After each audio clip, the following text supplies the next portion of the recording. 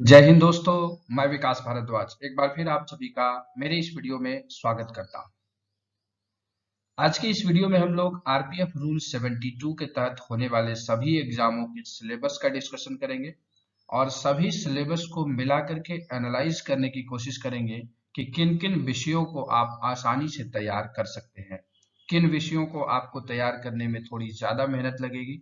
इन सब चीजों का इस वीडियो में संपूर्ण एनालिसिस किया जाएगा, तो वीडियो अंत तक देखिएगा, सारी चीजें आपको समझ में आ जाएंगी। और यह वीडियो एक मास्टर वीडियो की तरह है, जो भी लोग आरपीएफ रूल 72 के तहत प्रिपरेशन कर रहे हैं, मतलब जिस भी परीक्षा के लिए आप रूल 72 के लिए प्रिपेयर हो रहे हैं, उनके लिए यह मास्टर वीडियो है। और रूल 72 के लिए पूरा सिलेबस अब यहाँ से कवर होगा, एक एक बिंदुओं को कवर किया जाएगा, पूरी तरीके से डिटेल एनालिसिस करके हर वीडियो बनाए जाएंगे, ताकि एक बार अगर इस वीडियो को आप देख लें तो दोबारा आपकी तैयारी में कोई संदेह ना रहे। तो इसी प्रकार से इसी जोश के साथ हम लोग इस सीरीज को लेके चलेंगे, तो सभी लोग जुड़ जाइए मेरे साथ, ताकि इस मुहिम में मैं भी सफल हो पाऊं और आप भी अपनी सफलता को सुनिश्चित करें। तो चलिए शुरू करते हैं आरपीएफ रूल 72 के सिलेबस डिस्कशन के इस वीडियो को। तो सबसे पहले है आरपीएफ रूल 72 कितने प्रकार के एग्जाम कंडक्ट कराता है। तो पहले अगर हम देखें तो आरपीएफ रूल 72 के तहत हम 3 रैंकों के लिए प्रिपेयर करते हैं। सबसे पहला है हेड कांस्टेबल, दूसरा है असिस्टेंट सब इंस्पेक्टर और तीसरा जो अमेंडमेंट करके लाया गया है सब इंस्पेक्टर, जो कि विगत महीनों में होने वाला है।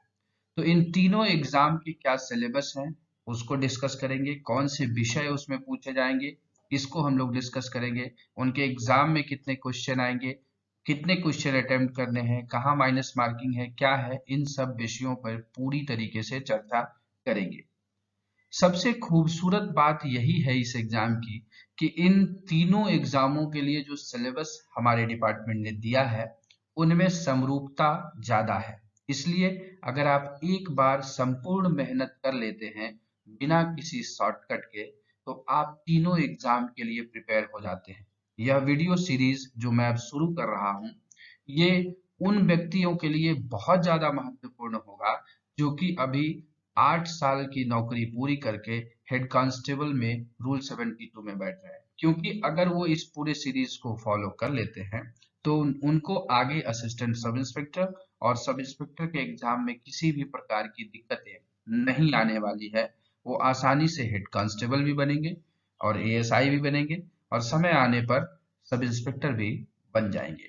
तो अब एक एक करके एक एक एग्जाम में हम देखते हैं कि इनकी एलिजिबिलिटी क्राइटेरिया क्या है, मतलब कि शैक्षणिक योग्यता, इसमें एजुकेशनल क्वालिफिकेशन और एलिजिबिलिटी, कौन एलिजिबल है इसमें भाग लेने के लिए। तो सबसे पहले आप देख सकते हैं हेड कांस्टेबल। हेड कांस्टेबल के लिए जो एग्जाम होता है उसमें वैसे कांस्टेबल जिन्होंने की अपनी सेवा 8 साल पूरी कर रखी है इंक्लूडिंग इनिशियल ट्रेनिंग पीरियड, वो इस एग्जाम में बैठ सकते हैं कांस्टेबल रैंक वाले। और उनको कितना चांस दिया जाएगा, तो इस एग्जाम के लिए उन्हें 4 चांसेस दिए जाएंगे, आप इसमें प्रमोशन ले सकते हैं। बाकी बहुत जानकारी के लिए आप वेबसाइट पर भी हमेशा विजिट करते रहिए, rpfldc.com हमारा वेबसाइट है। अब आते हैं आरपीएफ रूल 72 के तहत होने वाले असिस्टेंट सब इंस्पेक्टर के एग्जाम का एलिजिबिलिटी क्राइटेरिया क्या है कि constables who have put in 10-year service, total service including initial training period in executive cadre of the force। तो कांस्टेबल और हेड कांस्टेबल ये दोनों रैंक अगर 10 साल सर्विस कर लेते हैं इंक्लूडिंग इनिशियल ट्रेनिंग पीरियड, तो उनको क्या मिलेगा, उनको इस एग्जाम के लिए जो असिस्टेंट सब इंस्पेक्टर का एग्जाम होगा उसके लिए एलिजिबिलिटी मिल जाएगा। और आपको कितने चांस मिलेंगे, तो वो चांसेस भी आपको इस एग्जाम के लिए 4 चांसेस देने का प्रावधान किया गया है। तो आप समझ सकते हैं कि डिपार्टमेंट आपको आगे बढ़ने का कितना मौका दे रही है और उस मौके का आप कितना फायदा उठा रहे हैं, ये भी आप पर ही निर्भर करता है। तो ये तो हम लोगों ने देखा दो। अब जो नया अमेंडमेंट होकर के आया सब इंस्पेक्टर के लिए, उसके लिए क्या एलिजिबिलिटी क्राइटेरिया है हम उसको देखते हैं। सब इंस्पेक्टर का एलिजिबिलिटी क्राइटेरिया है कि कांस्टेबल्स हों, चाहे हेड कांस्टेबल्स हों या एएसआईज रैंक, ये तीनों रैंक हो, जिन्होंने की अपना 12 साल का सेवा काल पूरा कर लिया है इंक्लूडिंग इनिशियल ट्रेनिंग पीरियड, तो उनको जो है एलिजिबल हो जाएंगे, वो एलिजिबल हो जाएंगे इस एग्जाम में बैठने के लिए। साथ ही साथ इसमें एक कंडीशन ज्यादा लगा है कि उनकी आयु जो है 45 साल से ज्यादा नहीं होनी चाहिए जब डेट ऑफ नोटिफिकेशन निकलता है। इस पर विवाद भी है, आगे अगर इसमें बदलाव होता है तो हम उसमें बदलाव करके आपको बता देंगे, लेकिन फिलहाल अभी तक किसी प्रकार की बदलाव नहीं की गई है। साथ ही साथ आपको 3 चांसेस जो है वो दिए जाएंगे इस एग्जाम में अपीयर होने के लिए। तो ये तीनों रैंक के जो भी एलिजिबिलिटी क्राइटेरिया थे उसे हमने डिस्कस कर लिया। अब हम लोग एक ही स्लाइड में डिस्कस करेंगे कि तीनों एग्जाम के सिलेबस में कितनी समरूपता है, विषयों में कितनी समरूपता है, उन चीजों पर। आरपीएफ 72 में जो सब्जेक्ट्स हैं उनको हम लोग डिस्कस करते हैं। तो ये तीनों एग्जाम के लिए आपको यहाँ पर सब्जेक्ट दिख रहे होंगे। सबसे पहले आप देख रहे होंगे कि official language reasoning, head constable के लिए हम देख रहे हैं official language, reasoning, general awareness और प्रोफेशनल नॉलेज। साथ ही साथ असिस्टेंट सब इंस्पेक्टर में official language, reasoning, general awareness and professional knowledge. तो आपको ये 100 क्वेश्चन आपको दिख रहे हैं और ये हेड कांस्टेबल कांस्टेबल दोनों के लिए क्या है, दोनों के लिए बराबर है, मतलब दोनों में सेम चीज ही है, मतलब एक बार आप पढ़ लेंगे तो इन दोनों एग्जाम के लिए पूरी तरीके से तैयार हो जाएंगे। नया जो सब इंस्पेक्टर का एग्जाम होना है उसमें official language, reasoning, general awareness, professional knowledge और मैथमेटिक्स, यहाँ पर ये मैथमेटिक्स जो है ये नया जुड़ गया। साथ ही साथ आपको ब्रैकेट में जो चीजें दिख रही हैं ये क्वेश्चन है और मार्क से, मतलब कि 10 मार्क के आपको ऑफिशियल लैंग्वेज यहाँ पूछे जाएंगे, एएसआई में भी 10 मार्क के पूछे जाएंगे, लेकिन सब इंस्पेक्टर में एक घट करके 8 मार्क हो गया। वहीं रीजनिंग 10 मार्क के हैं, यहाँ भी 10 है और यहाँ भी 10 है। जनरल अवेयरनेस यहाँ भी 10 है, यहाँ भी 10 है और यहाँ भी 10 है। यहाँ प्रोफेशनल नॉलेज 70 मार्क्स का है, यहाँ भी 70 है, बट यहाँ पे 42 मार्क का हो गया है और मैथ जो है वो 10 मार्क्स का है। तो आप देख सकते हैं कि इस प्रकार से इसमें चेंजेस किए गए हैं। अब हम धीरे धीरे आपको ये सारी चीजें एक एक राज बताएंगे कि कैसे आपको इन चीजों के लिए तैयार होना है। चलते हैं अगले स्लाइड पर। हेड कांस्टेबल का जो एग्जाम होना है उसमें जो सब्जेक्ट थे official language, reasoning, general awareness and professional knowledge.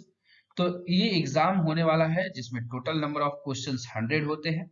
साथ ही साथ total question to be attempted, जो अटेम्प्ट करना है आपको, वो 80 होते हैं, मतलब 100 सवाल पूछे जाते हैं, लेकिन एग्जाम आपका 80 नंबर का ही होता है। फिर टोटल मार्क्स हो गया रिटेन का 80। इसके अलावा जो है आपको 20 मार्क किसके होते हैं, 20 मार्क्स होते हैं सर्विस रिकॉर्ड के, जो आपका सीएसआर है, कैरेक्टर सर्विस रोल, उसमें भी नंबर दिए जाते हैं और कुल 100 अंकों का होता है और उसमें मेरिट बनाया जाता है। रिटेन एग्जाम में क्या है, निगेटिव मार्किंग है 1/3 का, निगेटिव मार्किंग रखा गया है रूल 72 में ताकि अच्छे लड़के सामने आ पाए। ठीक इसी प्रकार से हम आगे चलते हैं।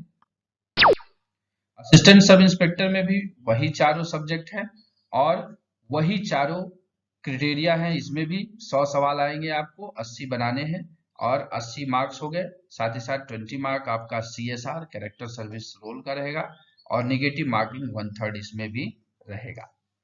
लेकिन थोड़ा सा बदलाव किया गया आपको सब इंस्पेक्टर के एग्जाम में। सब इंस्पेक्टर में क्या किया गया, 5 सब्जेक्ट हो गए इसमें, official language, reasoning, general awareness, professional knowledge, mathematics. और इसके एग्जाम में क्या है, क्वेश्चन भी 80 पूछे जाएंगे, बनाने भी आपको 80 हैं और टोटल मार्क्स भी 80 हैं। इसके बाद जो है 20 नंबर आपका जो है सर्विस रोल सीएसआर का होगा और साथ ही साथ निगेटिव मार्किंग इसमें भी 1/3 रखा गया है। तो आप देख रहे हैं कि कितनी समरूपता है तीनों एग्जाम में। अगर आप एक बार निश्चिंत होकर के पूरी तरीके से तैयारी कर लेते हैं तो फिर आपको सोचने की आवश्यकता नहीं है कि किस एग्जाम में हमको कितना प्रिपेयर होना है।